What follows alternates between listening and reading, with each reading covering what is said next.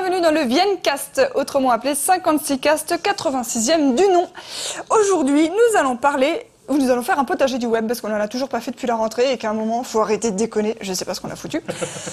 Et surtout, nous allons inviter Jean-Baptiste Roger de la Fonderie. Bonjour. Bonjour. Parce qu'on invite tout le temps Gaël Musquet. À un moment, il faut bien inviter le boss parce qu'il n'y a pas de raison. Voilà. Donc, la Fonderie qui est l'agence publique numérique, je ne sais plus dans quel ordre. Numérique public ou public numérique? Les deux marches en fait. Hein. Numérique public, public numérique, c'est bien en fait. D'Île-de-France. D'Île-de-France, exactement. Voilà. Et en fait, je me suis dit que donc à un moment déjà, il fallait inviter le chef parce que ça suffit de passer par. Bah oui. C'est bien. Je suis content d'être là. Il n'y a pas que Gaël Musquet dans la vie. Et que d'abord, je me suis toujours demandé d'où c'est venu qu'on ait une agence publique numérique. Qu'est-ce qu'on fait quand on est une agence publique numérique? Voilà. C'est une bonne question. Non, mais c'est vrai. C'est une bonne question, d'autant que c'est vrai qu'on a l'idéologie actuelle a une tendance à mettre le numérique dans les bras des startups, dans les bras des géants de l'Internet, dans les bras des choses comme ça. Qu'est-ce que vient faire le secteur public là-dedans? Comment il s'inscrit dans tout cet écosystème? On va être sérieux 2 minutes, juste 2 minutes après. Non, mais c'est une émission sérieuse dans laquelle on fait des blagues. Je me suis occupé de numérique pendant 12 ans dans une grosse institution au Conseil régional d'Île-de-France. Et pendant ces 12 ans, j'ai bien été confronté à la difficulté qu'ont eu les élus à comprendre la révolution qui était en train de s'opérer. Et aussi l'institution elle-même, c'est-à-dire une grosse machine, n'était pas toujours agile et réactive et capable de pouvoir digérer les demandes diverses des acteurs, des innovateurs, des start-upers, etc. Donc au bout d'un certain nombre d'années de blocage, j'ai proposé d'essayer d'inventer, ou de faire une sorte de laboratoire de ce que pouvait être un organisme public qui s'occupe de numérique, l'agence publique numérique, qui soit à la fois agile, qui joue un peu une mi-temps dans chaque camp en fait. Moi je suis un peu un politique pour les geeks et un geek pour les politiques, donc, mais ça me va très bien, hein, je vis ça très bien. Il en faut, c'est pratique. Absolument. Et donc d'essayer de pouvoir à la fois répondre aux demandes et aux besoins de l'écosystème, hein, donc de cette grande famille du numérique qui est très diverse, et puis aussi d'essayer d'incarner une sorte de trait d'union entre le public et le privé, dans un moment où il y a une crise, une défiance particulière, en particulier chez les geeks, hein, vis-à-vis du système politique. Donc on a essayé d'incarner un organisme public, donc pas l'État, mais en tout cas voilà, un organisme d'intérêt général et qui puisse comprendre et agir au quotidien et puis continuer à se marrer, à innover, à échanger et à inventer. Et donc c'est une sorte de laboratoire, un Fab Lab un peu de politique publique. Ok. Donc ça a commencé quand? C'était quelle année? C'était il y a 5 ans, maintenant. C'est un organisme qui est un peu unique au monde. J'ai l'impression que ça fait vachement plus longtemps que ça. Oui, c'est parce que j'en entends parler, c'est parce que vous faites énormément de choses tout le temps. Vient tous les 15 jours, c'est pour ça. Non, mais de par tous les moyens, où que j'aille sur Internet, je vois arriver des projets, il y a toujours la Fonderie fourrée là-dedans. On essaie d'être un peu sur tous les fronts et puis aussi d'être en avance de phase. Il y a beaucoup de sujets sur lesquels on a réfléchi, qu'on a un peu essayé de contribuer à cristalliser. Je pense à l'agriculture urbaine, c'est un sujet qui nous a beaucoup intéressés au tout début. Bon, maintenant, le sujet, beaucoup de mairies, en particulier à Paris, développent des projets. Mais en tout cas, c'est un sujet qui nous a intéressés parce qu'il y avait à la fois des enjeux sociétaux, environnementaux, puis il y avait des capteurs, il y avait du do-it-yourself. Enfin, il y avait beaucoup de sujets qui nous intéressaient, de la cartographie. Pas oublier Gaël quand même. Et puis on a travaillé aussi sur beaucoup d'autres sujets, sur la voiture augmentée ou connectée. Aujourd'hui, toutes les voitures sont augmentées. Le mondial de l'auto, c'est terminé, mais on voit bien que c'est un vrai sujet. Mais nous, ce qui nous intéressait, c'était plutôt le pendant open source, libre, bricole aussi, pour pouvoir augmenter son propre véhicule, même s'il est encore en milieu de vie. Donc tout ce qui nous intéresse, c'est du numérique utile, qui correspond à l'ère du temps, aux besoins des acteurs, mais aussi qui correspondent à des enjeux sociétaux. Parce que ce qui est important pour nous, c'est qu'on considère, en tant qu'acteur public, que le numérique, ça peut pas se laisser, on peut pas le laisser flotter, il faut toujours l'armer. C'est un sujet idéologique aussi, la manière dont on voit le monde dans 5 ou 10 ou 15 ans. Enfin, ici, vous êtes bien placé pour pour en parler régulièrement.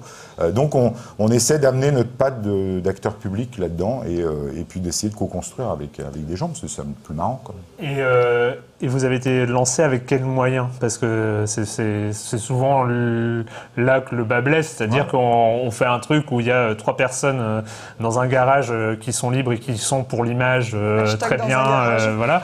Mais la fonderie, il y avait aussi des vrais moyens pour faire des choses. Oui, alors on est un organisme qui est dit associé de la région, donc on est financé par le conseil régional. Ça a commencé presque à 5 dans un garage en fait. Hein. Moi j'ai débarqué dans un organisme qui était existant, mais qui était un peu en milieu de vie. Et donc on a tout changé, on a changé le nom, on a changé les missions, on a recruté, on s'est installé ailleurs, on a essayé de fabriquer des locaux qui nous ressemblent et qui ressemblent un peu à ce qu'on prêche, parce que l'idée c'est quand même aussi de toujours s'appliquer à nous-mêmes, ce qu'on essaie de vendre aux autres. Donc l'agilité, l'horizontalité, le bonheur au travail, le Fab Lab, tout ça c'est on a même une salle de sieste, hein, donc, parce que j'adore la sieste. Donc, on dirait voilà. Google, il y a des toboggans et des piscines à boules aussi. En tout cas, j'avais visité Google, alors l'idée c'était pas de faire Googleplex, mais d'essayer de faire une sorte de nouveau truc qui soit aussi un laboratoire de locaux, d'aménagement de locaux. Chez nous, il n'y a pas de porte. Donc les bureaux sont ouverts en permanence, on est ouverture et partage, hein, c'est aussi notre mantra. Donc on a essayé là aussi d'être un vrai labo et puis de pouvoir tenter des trucs qu'on a raté, hein, il y a des trucs qu'on loupé grave. Et des trucs qu'on réussit pour pouvoir les appliquer à d'autres. Ok, mais donc quand vous avez des projets du genre la fonderie car, puisqu'on en parlait un petit peu là, est-ce que c'est vous qui l'initiez? Est-ce qu'il y a... est-ce que c'est des projets des fois qui viennent d'une entreprise privée et vous l'accompagnez, vous vous mettez avec elle, dans quel sens ça se passe tous les canaux tous nos chakras sont ouverts. En fait, tous les canaux sont ouverts. De temps en temps, c'est la rencontre avec une boîte. De temps en temps, c'est regarder une émission comme la vôtre. De temps en temps, c'est sur un coin de table au bistrot en se disant tiens, ce serait sympa si on faisait ça. Et puis on commence à grabouiller des trucs. Donc l'idée, c'est vraiment d'être une éponge à innovation et de ne jamais s'occuper de trucs qui sont déjà cristallisés, mais des trucs avant, juste dans la phase avant.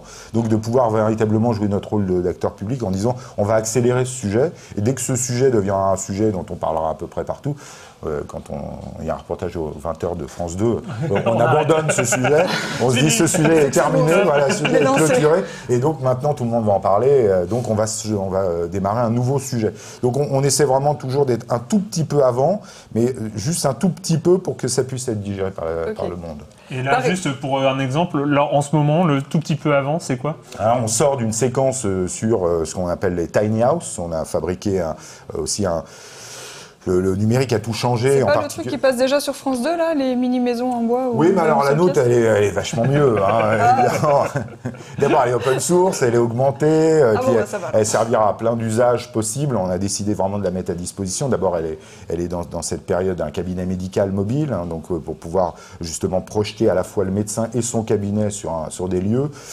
On voit que les questions de migrants aujourd'hui, nous on est dans un quartier qui connaît aussi beaucoup de migrants qui dorment dehors. Hein, donc l'idée de pouvoir avoir une utilité, de pouvoir déplacer quelque chose, un lieu, c'est aussi consubstantiel du numérique. Le numérique a changé le travail.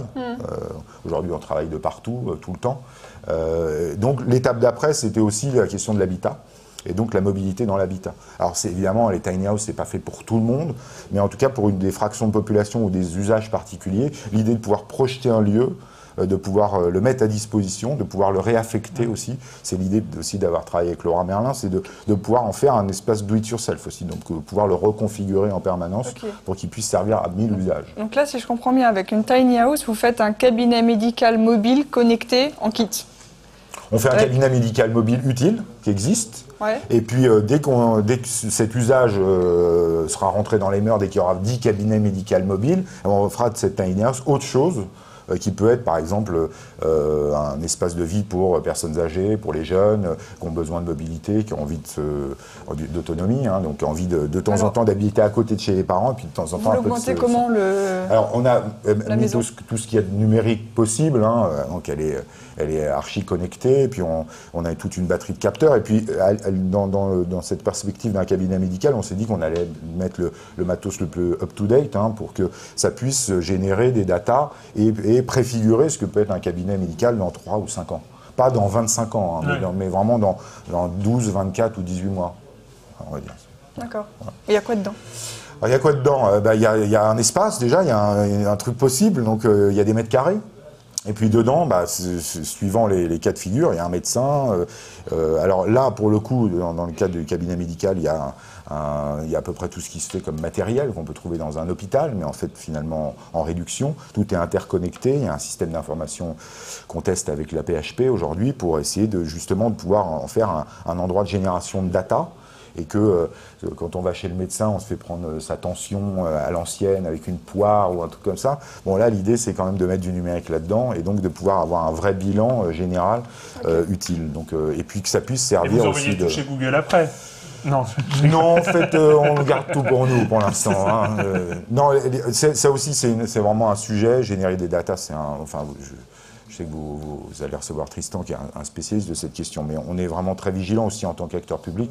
Justement, on est très open data, par essence.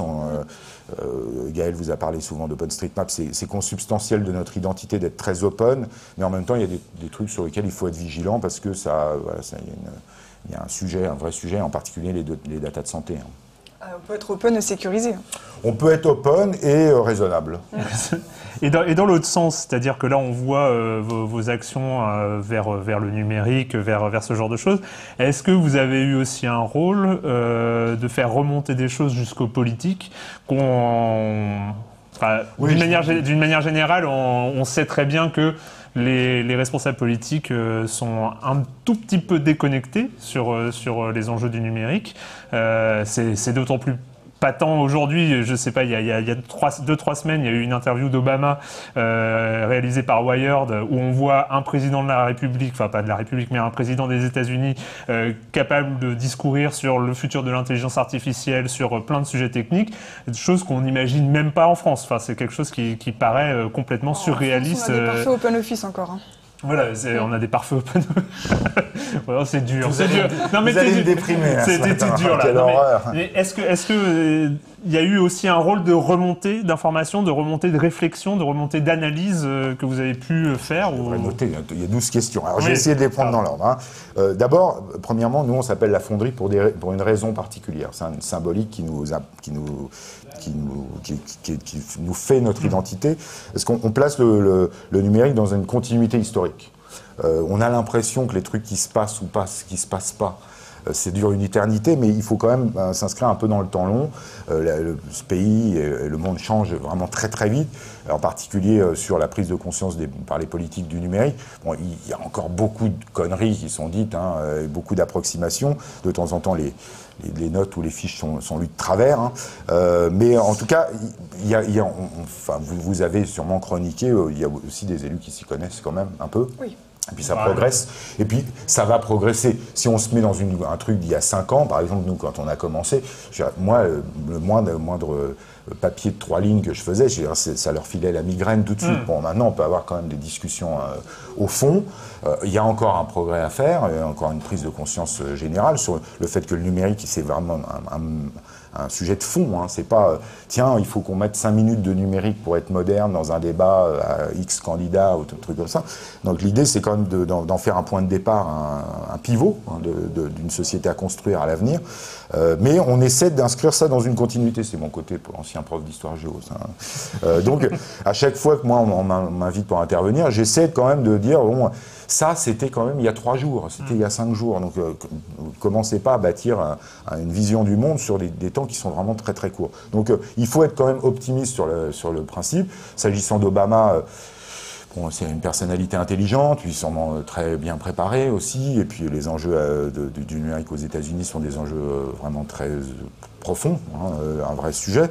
Bon, il y a encore aujourd'hui un peu une marge de progression. Mais en tout cas, pour répondre à la question tout à l'heure que vous me posiez tout à l'heure, quand on dit lab, on est aussi un lab de politique publique. L'idée, c'est quand même de temps en temps de proposer des trucs. Parce que moi, j'ai vécu une mi-temps dans chaque camp. C'est-à-dire, là, aujourd'hui, un peu fabricant de trucs, mais par le passé, un peu écrivain de mesures ou de projets. Donc, comme on joue un peu dans les deux camps, il nous arrive quand même de dire voilà ce qu'il faudrait faire. En particulier, il y a un motif de fierté à la Fonderie, c'est la politique qu'on a mis en place autour des tiers-lieux, des Fab Labs, des espaces de coworking.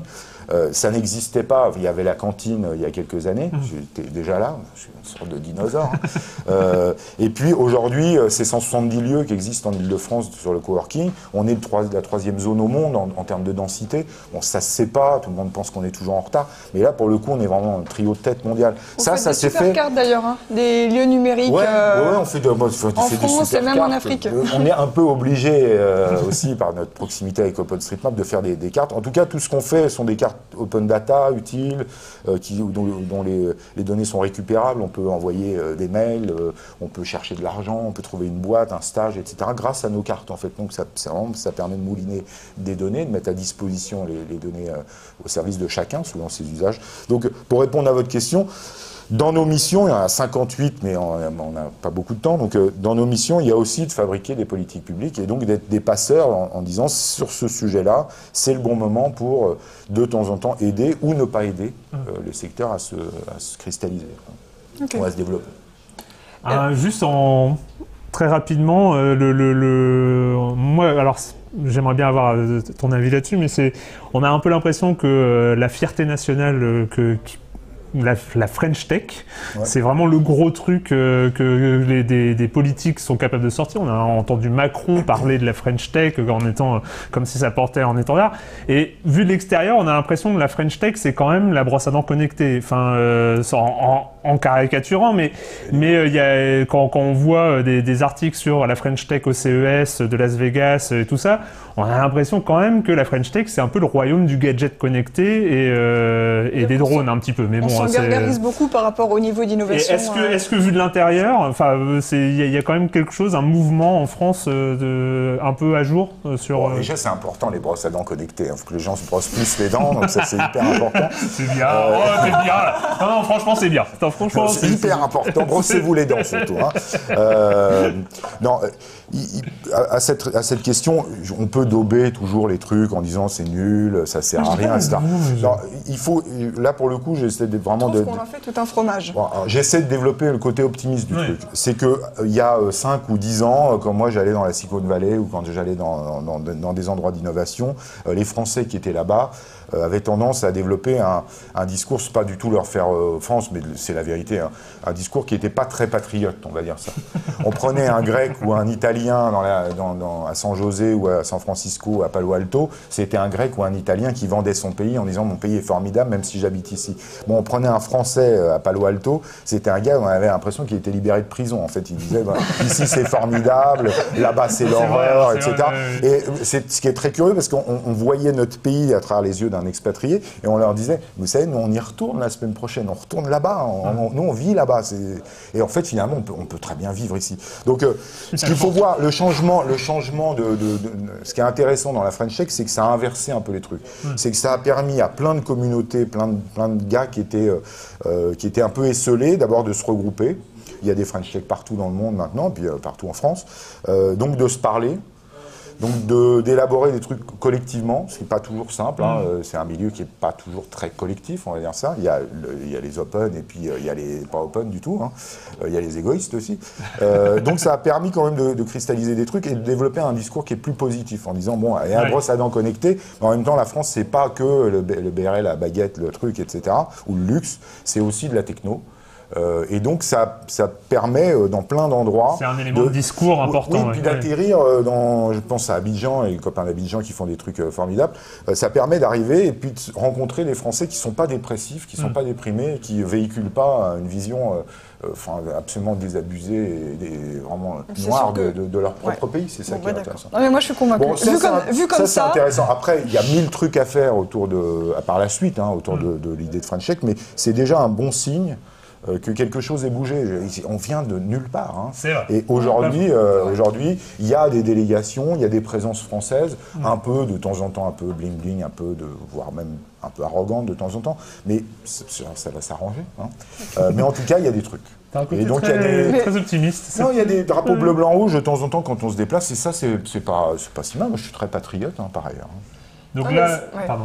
Non, mais c'est vrai que si on est parti sur une sorte de honte de la technologie française, vaut mieux que ça se transforme en fierté, quitte à commencer un peu trop haut, plutôt que de continuer à arriver à Los Angeles. On était couverts de cendres, et puis tout d'un coup, maintenant, on a tout inventé. Bon, alors, il faut trouver un juste milieu.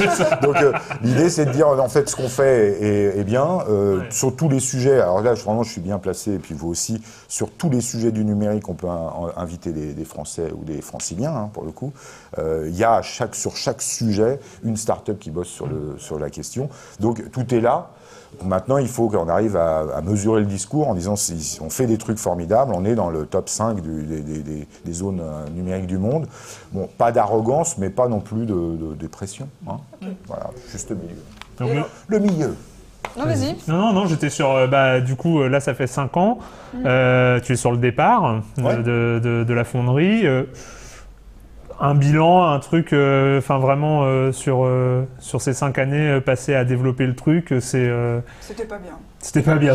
On te sent très défaitiste. Tant d'argent gâché, mon Dieu, rendez l'argent.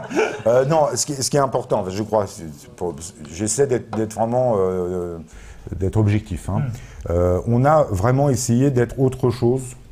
Pas un truc de plus, pas un machin. Il y a déjà 500 machins et la France fabrique toujours des machins. En tout cas, on essaie de se décaler. Et moi, comme j'ai une vraie culture de fabriquer, de faire des trucs tangibles et réels, on essaie d'incarner ce que pourrait être un organisme public nouveau goût. C'est-à-dire qu'on comprend, on va dans des soirées. Moi, je suis venu en chemise, mais j'ai des t-shirts, moi aussi, même de temps en temps des t-shirts de bons geeks. On essaie vraiment d'être à notre place, c'est-à-dire d'être des passeurs, des traits d'union, hein, c'est vraiment ça l'idée, mais en même temps d'avoir une utilité. Donc de dire aux geeks, aux nôtres, hein, à ceux avec qui on vit en permanence, vous pouvez critiquer tant que vous voulez la démocratie, le système, etc. Et vous avez souvent raison. Mais de temps en temps, il existe des trucs qui correspondent, qui sont des petites lueurs d'optimisme aussi sur l'idée que les choses pivotent, changent.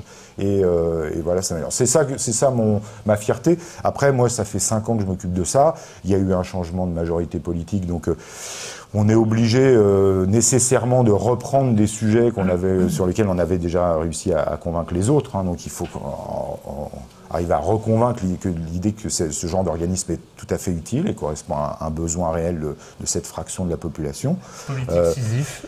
Exactement. Moi, ça fait 5 ans que je m'occupe de ça. Il est temps maintenant de laisser... Enfin, il ne faut pas s'incruster non plus. Hein. Il est temps pour moi d'essayer de me servir de cette expérience pour faire d'autres trucs. Je ne sais pas encore quel autre truc, donc envoyez-moi des propositions. Hein, voilà, c'est surtout scandaleusement payé, si c'est possible. Je plaisante. Hein. Mais l'idée, c'est quand même d'avoir un patrimoine de trucs essayés, de trucs réussis, de trucs ratés, et d'avoir fait une expérience de ce que pourrait être un organisme public 2-0, 3-0, 4-0. Cool. 5-0. Ou 5-0. Ou avec plein de zéros. Ouais. Ok, merci beaucoup. Avec grand plaisir. Longue vie à la fonderie alors. Merci beaucoup. Au potager du web.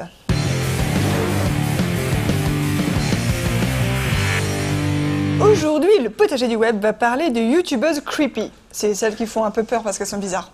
Quoi? Je crois que t'as oublié une virgule what the fuck, mais c'est... Ah merde. Je dis ça. Du coup... Qu'est-ce qu'on fait? Bon virgule what the fuck, on verra. Boom boom, let me say well. Voilà, c'était tout. C'est une vidéo de Matt Ambrose, The Cat Can Sing, d'après une chanson de 1995 qui s'appelle Boom Boom Boom. Voilà, maintenant on passe au potager du web.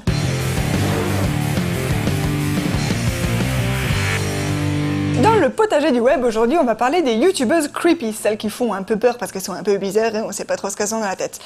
Enfin surtout d'une dont on a beaucoup parlé cet été. Enfin je sais pas si vous deux en avez entendu parler, mais moi, fin juillet, j'ai vu passer sur Twitter le hashtag Save Marina Joyce.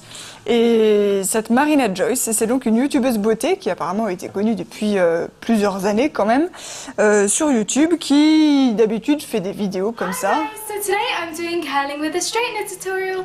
Firstly, you want to grab the top piece of your hair. Voilà, and what ça I a do l'air is I just go absolument like this. passionnant. J'adore. Super ta vie. Bizarre. Elle n'était pas comme avant.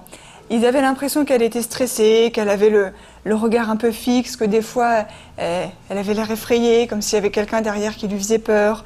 Ou alors qu'est-ce qu'elle avait encore? Il y a même des gens qui ont fait des pauses, qui ont zoomé sur ses yeux et qui ont vu qu'il y avait une figure noire comme ça derrière, une silhouette qui faisait peur.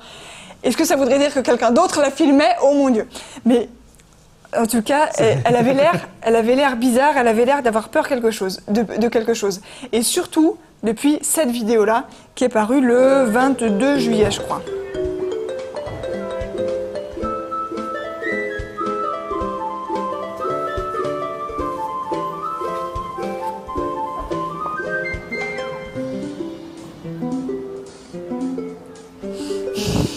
Ok.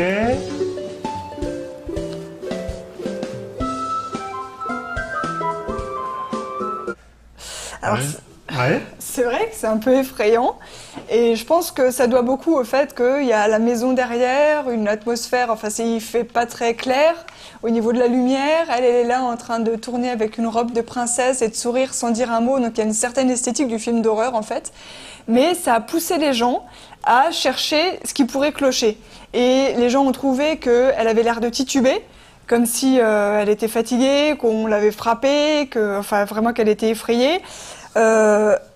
Ils ont commencé à faire des ralentis partout, à voir notamment que à un moment, on l'entend dans la vidéo, help me, donc aidez-moi. Ah bon? Si. C'est ouf. On la refait? Non, ouais. Ah ouais, j'ai entendu. Une troisième fois ou c'est bon? Non, c'est c'est bon, j'ai entendu. Voilà, donc là ils se sont dit, elle était en train de mettre des messages subliminaux dans sa vidéo. Donc du coup, il y en a qui ont commencé à lui mettre dans les commentaires, écoute Marina, si ça ne va pas, si tu as besoin d'aide, mets du mascara, mets du fard à paupières violet dans la prochaine vidéo. Ou alors dessine-toi, parce que des fois elle se fait des traits un peu à l'indienne, là, vert ou violet sur les joues. Mets-toi un trait rouge verticalement sur le nez à telle seconde de la vidéo et on saura que tu vas pas bien. Mais après les gens se disent, oh elle l'a pas fait, ça veut dire qu'elle va bien. Non, ça veut dire que quelqu'un la surveille et qu'elle n'est pas libre de faire ce qu'elle veut parce que la personne qui la séquestre a vu les commentaires. Alors ils ont vu que derrière elle, il y avait des barreaux aux fenêtres, donc ça se trouve, elle était séquestrée. Il y en a qui ont pensé que c'était Daesh qui l'avait enlevée. En fait, c'est Bien un sûr. ARG. Oui, C'est un ARG, ouais. il y en a aussi qui ont pensé C'est que bien. c'était un coup monté, en fait, qu'elle allait nous annoncer un truc, que c'était une sorte de Lonely Girl 15, vous vous souvenez Ah oui, de Lonely Girl? Lonely Girl 15, c'est... Voilà. Oui, bien Elle sûr. était, si tu peux résumer, je sais plus exactement ce C'était qu'elle au tout début racontait de dans sa YouTube, hein, carrière. on était en 2007, c'est Lonely Girl 15, c'était un des premiers vlogs d'une adolescente qui racontait sa vie et qui a eu un énorme succès à l'époque. Aujourd'hui, ce serait une youtubeuse perdue dans l'anonymat, mais à l'époque, c'était un très très gros succès sur YouTube. Et puis, les vidéos ont commencé à tourner vers le bizarre, vers des choses étranges, jusqu'au moment... Elle disait que ses parents avaient disparu. Oui, des voilà, trucs comme avec ça. des histoires de trucs sectaires, de choses très étranges avec son petit ami, et jusqu'au moment où on apprend, parce que ça commence à être trop bizarre, les gens ont enquêté, et il s'est avéré que Lonely Girl 15 était une fiction, et c'était une web série, ouais. une web fiction sous l'apparence de vlog, ce qui était absolument dingo pour l'époque, enfin Ouais. pour l'époque 2007. c'était la première fois qu'on montait des coups comme ça, Ah ouais. ouais, non, c'était fou. Voilà, donc là, effectivement, on se disait peut-être elle est en train de nous préparer un truc, tout ça c'est scénarisé et tout, parce que c'est vrai qu'à un moment dans un coin de l'image, il y a un fusil qui est posé par terre, adossé contre un meuble. Enfin, je sais pas, quand tu fais des vidéos YouTube de mode, tu mets pas un fusil dans la pièce, c'est quand même bizarre. Et puis à un moment, elle tourne et on voit qu'elle a des bleus. Manifestement, elle a des bleus sur les bras.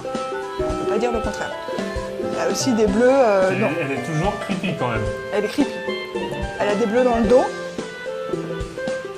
et tu vois, elle a cet air effrayé tout le temps, donc... Il va falloir que t'accélères là, parce que je commence à trépigner. C'est quoi là? Qu'est-ce qui se passe à la fin, mon Dieu? Et les gens avaient vraiment peur. En plus, il y en a qui essaient de la contacter. Alors, elle a un Twitter où elle répond des fois aux gens. Alors, à un moment, quelqu'un demande dans les commentaires, mais est-ce que tu vas bien? Et elle répond non. Et après, le commentaire disparaît, puis elle met yes. Mais à quoi elle joue? Elle se fout de notre gueule à un moment. Ou alors, quand tout le monde est en train de dire, bon, attendez, c'est juste qu'elle a un petit ami super possessif qui la bat et tout. Et à ce moment-là, elle poste sur Twitter une photo de elle avec un mec qui a un air un peu, il a les yeux un peu exorbités, mais bon, il a l'air normal, mais juste, on pourrait interpréter son visage comme creepy sur cette photo. Et elle met juste Summertime. Avec ce mec, on sait pas d'où il sort. Et c'est comme si elle s'amusait de ça et qu'elle essayait de l'alimenter, tout en officiellement répondant, mais non, vous inquiétez pas pour moi, vous êtes trop mignon, mais c'est moi qui m'inquiète pour vous maintenant, qu'est-ce que vous avez comme ça? Bref, à un moment, ils ont appelé la police. Et la police est allée chez Marina Joyce et a posté un tweet officiellement, c'était la police du comté, alors on est en Angleterre, je sais plus où, en disant Marina Joyce, bah écoutez, on allait la voir, on a rencontré sa mère et tout, ça va bien. Il y a des sites qui ont fait des interviews de la mère. La mère a dit, mais non, mais c'est... Attends, qu'est-ce qu'elle a dit, la mère? Que tout va bien, que quand on entend Help Me, en fait, c'est la mère qui filme et elle lui a dit Turn like me, donc tourne comme moi. Elle était en train de lui donner des instructions pour qu'elle tourne sur elle-même. Enfin bref, il se passe absolument rien. On a même fait des interviews d'une amie à elle qui dit qu'il faut arrêter de s'inquiéter. Il y a des youtubeurs qui ont fait des vidéos live en conversation avec elle et elle dit les bleus, c'est une histoire triste dont je ne préfère pas parler. Ça se trouve, elle s'est juste cassé la gueule dans l'escalier. Enfin bref. Et finalement, on n'a pas, en fait, il n'y a pas de réponse, hein. On ne sait pas ce qu'elle a. Elle est juste, manifestement, elle est gentiment illuminée, il se passe beaucoup de choses dans sa tête. Et la solution, elle n'est pas toute seule dans sa tête. Et la solution, c'est peut-être d'aller voir dans ses vidéos précédentes où elle expliquait notamment qu'elle avait découvert la spiritualité, qu'elle est devenue chrétienne, je crois. Généralement, ça ne dit rien de bon, ça. Voilà, elle a fait des expériences hors du corps, là, des near-death experiences où elle a l'impression de sortir d'elle-même et de se contempler par le dessus.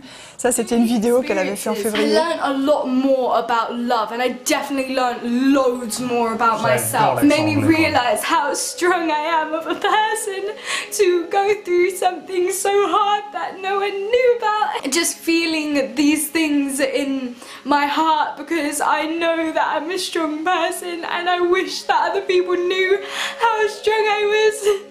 Voilà, elle se fait pleurer toute seule en racontant ses expériences hors du corps. Donc en fait, a priori, la conclusion, c'est qu'il faut s'arrêter là. Et je voudrais... J'ai plus rien à dire sur Marina Joyce. Juste un mot, ce que tu dis est intéressant. Je ne sais pas si on en apprend plus sur elle ou sur nous, visiblement, avec cette histoire. Oui, on est sur le rien du tout. Et peut-être un petit conseil, on adore le numérique tous les trois, hein, mais lisez des livres hein, de temps en temps. Lisez des livres, intéressez-vous à d'autres trucs. Lâchez un peu YouTube de temps en temps et... Tu déconnes ou quoi? Guy Debord revient. Je suis sûr qu'il y a un truc sur YouTube sur Guy Debord. Absolument, il y a 150 000 trucs sur YouTube.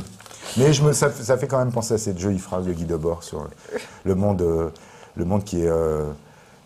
le vrai est un moment du faux, et donc là, cette blogueuse est une sorte de moment du faux. Donc lâchez ça, lisez des livres. Je peux pas enchaîner sur une autre youtubeuse blonde là. Mais si.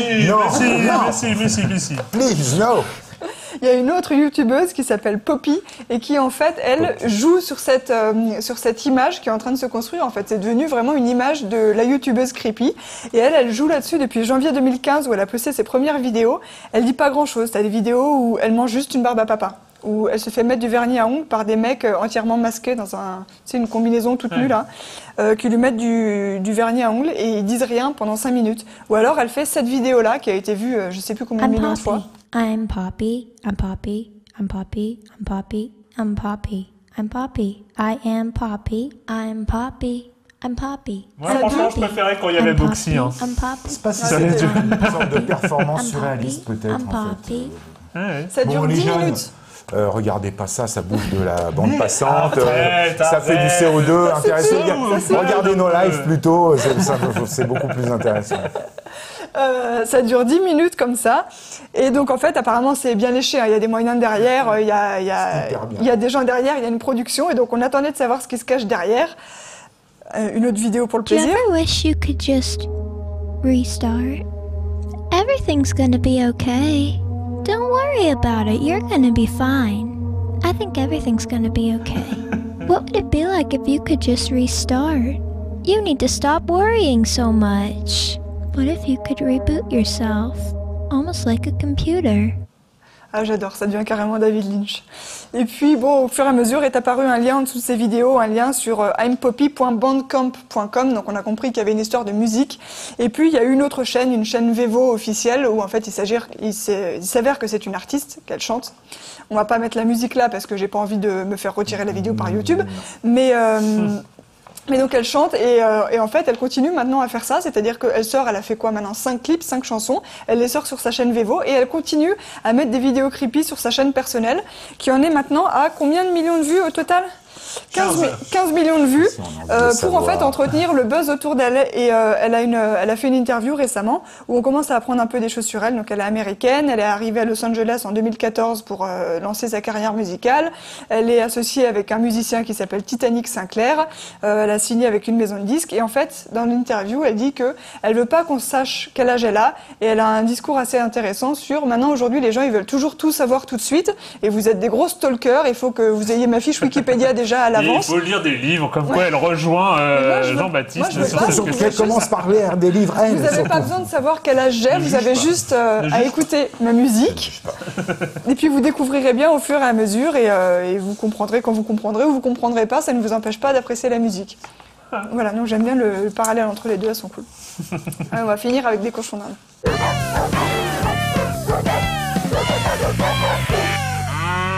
À poil, les cochons d'Inde ne partagent pas la nourriture. C'est une vidéo de Guinea Pigs Adventures. Sérieux, tu veux qu'on lise des livres?